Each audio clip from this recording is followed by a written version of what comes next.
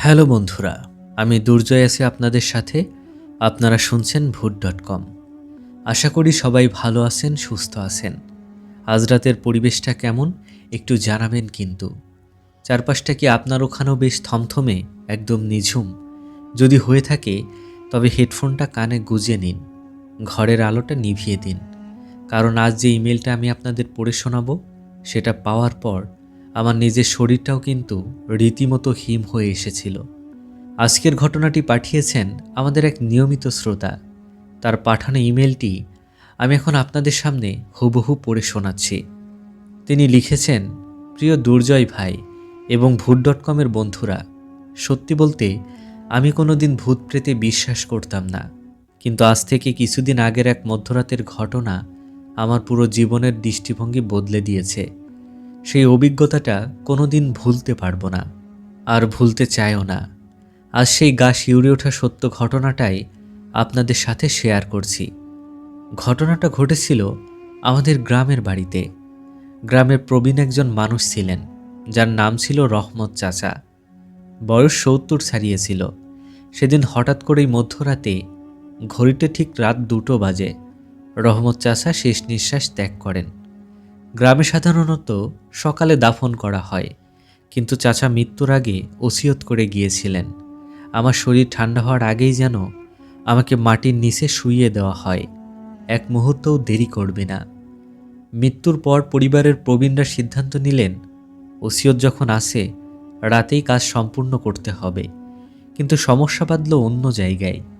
আমাদের গ্রামের বাঁশঝাড়ের পেছনের পুরনো কবরস্থানটি নিয়ে অনেক পুরনো লোককথা ছিল। চারপাশের প্রবীণরা সবসময় বলতেন, রাতের বেলা নাকি ওদিকে কোনো জীবন্ত মানুষ একা যেতে পারে না। ওই কবরস্থানটি প্রায় ১০০ বছরের পুরনো। কত অজানা কবর যে ওখানে আসে তার হিসেব নেই। কিন্তু উপায় তো ছিল না। রহমত চাচার লাশ তো আর রাতভর ফেলে রাখা যাবে না। তাই আমি সহ আমাদের গ্রামের আরও ৪-৫ জন যুবক এবং ২জন মুরব্বি মিলে সিদ্ধান্ত নিলাম, আজ রাতেই আমরা কবর খুঁড়ব এবং দাফন সম্পূর্ণ করব। হাতঘড়িতে তখন ২:৩০। আমরা ৫-৬ জন হাতে টর্চ আর কোদাল নিয়ে পুরনো কবরস্থানটির দিকে রওনা হলাম। সঙ্গে চাদরে মোড়ানো খাটিয়াই করে রহমত চাচার লাশ। বাঁশঝাড়ের রাস্তাটা পার হওয়ার সময় থেকেই একটা অদ্ভুত অনুভূতি শুরু হতে লাগলো। চারপাশ একদম নিঝুম, কোনো পোকামাকড়ের ডাক পর্যন্ত নেই। সচরাচর গ্রামের রাতে ঝিঝি পোকার ডাক থাকে, কিন্তু সেদিন পুরো পরিবেশটাই ছিল অস্বাভাবিক থমথমে। আর বাতাসের কথা কি বলবো দুর্জয় ভাই, বাঁশঝাড় বেয়ে যে বাতাসটা আসছিল সেটা সাধারণ কোনো বাতাস ছিল না। অদ্ভুত একটা বরফ শীতল বাতাস যেন আমাদের গায়ে এসে বিঁধছিল। কবরস্থানের পুরনো জংধরা গেটটা যখন আমরা ঠেলে খুললাম, সেটা থেকে এমন এক কড়কড়ে শব্দ বের হলো, মনে হলো অনেক বছর পর কোনো জ্যান্ত মানুষ এখানে পা দিল। আমরা একটা ফাঁকা জায়গা দেখে রহমত চাচার জন্য কবর খোঁড়া শুরু করলাম। টর্চের আলো জ্বলছিল আর আমরা কোদাল চালাচ্ছিলাম। মাটি কাটার শব্দ ছাড়া চারপাশ একদম নিস্তব্ধ। ঠিক তখনই ঘটনাটার শুরু। রাত তখন আনুমানিক ৩:৩০। কবর খোঁড়া প্রায় শেষ। আমরা ৪ ফুট গভীর করে ফেলেছি। ঠিক সেই মুহূর্তে হুট করে আমাদের হাতে সবকটা টর্চ লাইট একসঙ্গে নিভে গেল। আপনি বিশ্বাস করবেন না দুর্জয় ভাই, ব্যাটারি পুরোপুরি নতুন ছিল, কিন্তু একটা আলো আর জ্বলল না। এক অন্ধকার রাতে আমরা চারপাশ ঘিরে চরম আতঙ্কে দাঁড়িয়ে পড়লাম। তখনই কবরস্থানের শেষ প্রান্তের একটা গাছ থেকে একটা অদ্ভুত শব্দ আসতে শুরু করলো। মনে হচ্ছিল ভারী কিছু একটা মাটির উপর দিয়ে টেনে হিঁচড়ে আনা হচ্ছে। আমাদের দল থেকে প্রবীণ সোলেমান চাচা কাঁপা কাঁপা গলায় চেঁচিয়ে উঠলেন। তিনি বললেন, কে ওখানে? কোনো মানুষ উত্তর দিল না।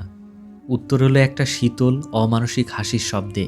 শব্দটা কোনো একজন মানুষের ছিল না, মনে হচ্ছিল একাধিক গলার আওয়াজ একসঙ্গে মিশে একটা চাপা অশরীরী হাসির রেওয়াজ করছে। আমাদের গা দিয়ে তখন ঠান্ডা ঘাম ছুটছে, বুক ধড়ফড় করছে এমনভাবে যেন হৃৎপিণ্ডটা এখনই খুলে বেরিয়ে আসবে। ভয় কাটানোর জন্য আমরা পকেট থেকে দেশলাই বের করে আগুন জ্বালালাম। ম্যাচের ওই সামান্য আলোটুকুতেই আমরা যা দেখলাম তা মনে পড়লে আজও আমার হাত পা কাঁপে। আমরা যে কবরটি তৈরি করছিলাম সেই কবরের ঠিক উপরে মাটির গর্তটার উপর শূন্য একটা কালো ছায়ামূর্তি ভেসে রয়েছে।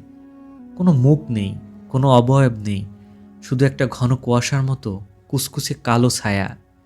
আর সবচেয়ে ভয়ঙ্কর বিষয় হলো, খাটিয়াতে শুয়ে রাখা রহমত চাচার লাশের চাদরটা আস্তে আস্তে নিজে থেকেই সরে যাচ্ছে, যেন অদৃশ্য কোনো হাত চাদরটা টেনে সরিয়ে দিচ্ছে।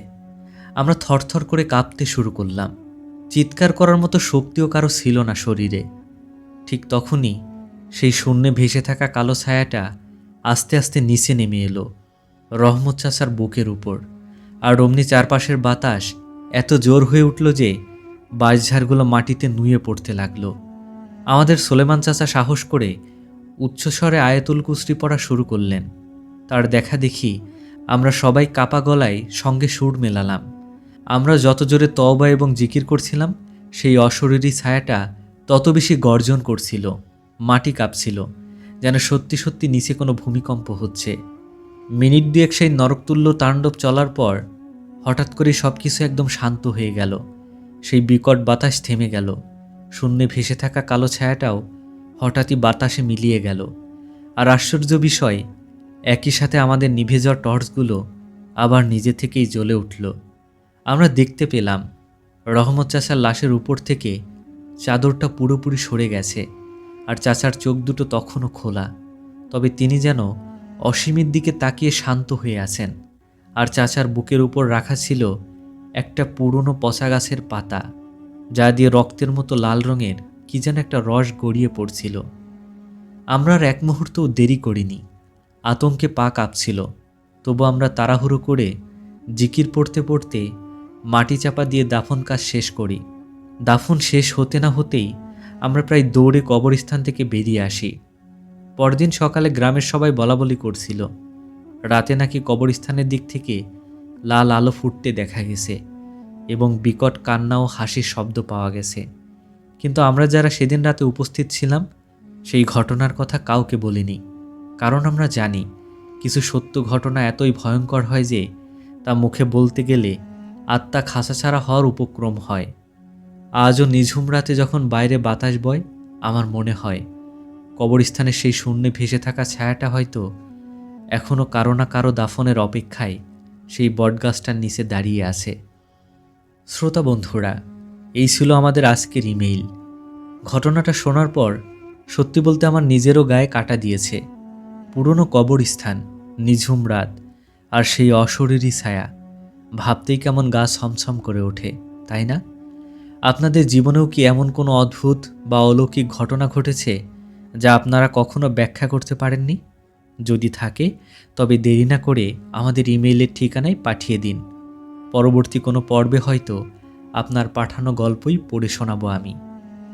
আজকের মতো এখানেই বিদায় নিচ্ছি। সবাই ভালো থাকবেন, সাবধানে থাকবেন।